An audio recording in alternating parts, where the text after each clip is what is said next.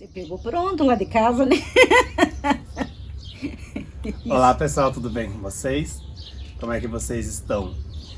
Recentemente eu postei nos meus stories no Instagram um vídeo desse aeônio e várias pessoas me perguntaram quais são as dicas de cuidado para ter o aeônio tão bonito.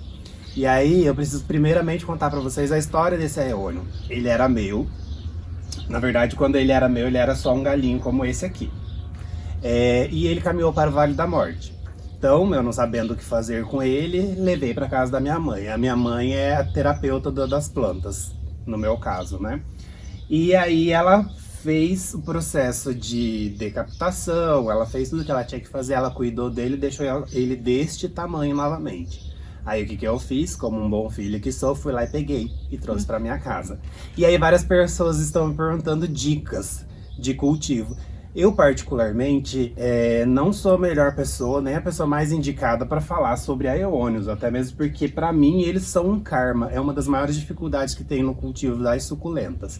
Mas uma das questões que eu já percebi do aeônio é que elas gostam de ser desprezadas. Elas não são aquelas plantas que precisam de atenção, que você tem que ficar o tempo todo em cima, que você tem que ficar cuidando. Elas são sensíveis ao toque das mãos, então algumas folhas elas não são... A gente não indica que fique tocando nas folhas. E uma outra questão que as pessoas começam a se preocupar é que no verão essas plantas elas acabam entrando em hibernação. Diferente de outras plantas como as equevérias.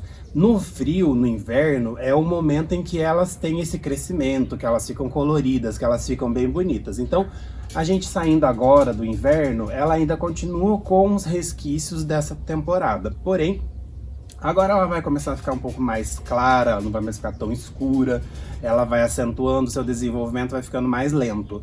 Mas é característico da planta. E aí, diante da curiosidade de vocês, a minha mãe estando aqui em casa, eu falei, vou gravar um vídeo e vou perguntar para ela quais são as dicas que ela tem para o cultivo do aeônio. Mãe, conta para mim, conta para os seguidores, o que você fez quando eu levei o galinho para você, que era apenas um galho. Eu coloquei num lugar lá, troquei o substrato.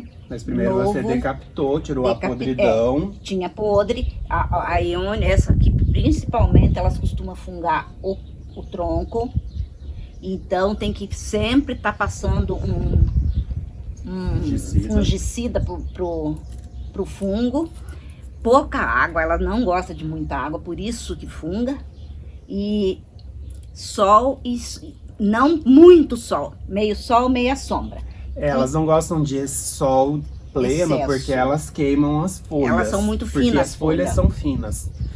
E quando ele começou a desenvolver, eu peguei e fiz uma experiência. Eu, como cultivei muita orquídea, eu sempre colocava o NPK nas orquídeas.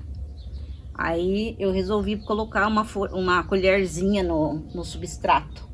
E ele deu esse boom. Eu até fiquei com medo, mas resolveu.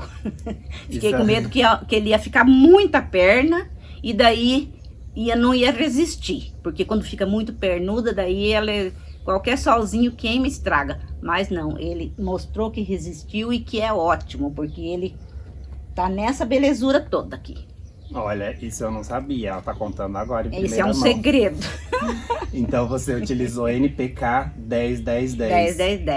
10-10-10. Na verdade, eu tenho um certo receio de usar nas suculentas, a gente precisa tomar uma certa precaução com a quantidade. Não pode, porque ele queima a raiz. Isso, e tem que colocar o máximo possível de distância da raiz. Da raiz. Então, eu sempre costumo dizer assim. Nunca nas folhas, abre um pouquinho a terra, coloca ali. Eu sempre digo assim, vamos fazer testes, né, mãe? A gente precisa primeiro fazer teste. Ela fez um teste e deu certo. Inclusive a verde que eu tenho lá fungou.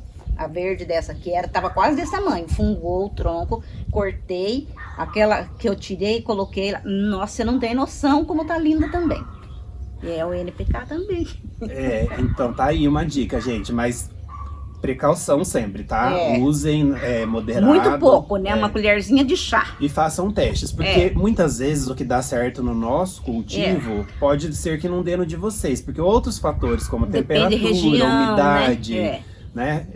Quantidade de sol, Sim. tudo isso influencia. Então, para nós aqui foi esse o segredo que a minha mãe utilizou para deixar o meu aeônio desse tamanho. Agora ele voltou para mim.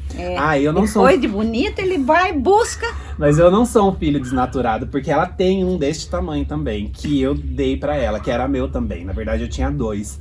Ela cuidou dos 2. Um eu trouxe novamente e o outro tá com ela, deste tamanho também, né, mãe? Se meus netos não tivessem ido lá e cortar. É que os netos dela também querem fazer experiência com as plantas, vão lá e E cortam. foram lá sem eu ver, tiraram 2 rosetas desse, eu quase infartei. Só que eu peguei as rosetas escondidas deles, eles plantaram uns vasinhos e deixaram num canto lá. E eu peguei e coloquei em vasos, estão maravilhosas, estão enormes.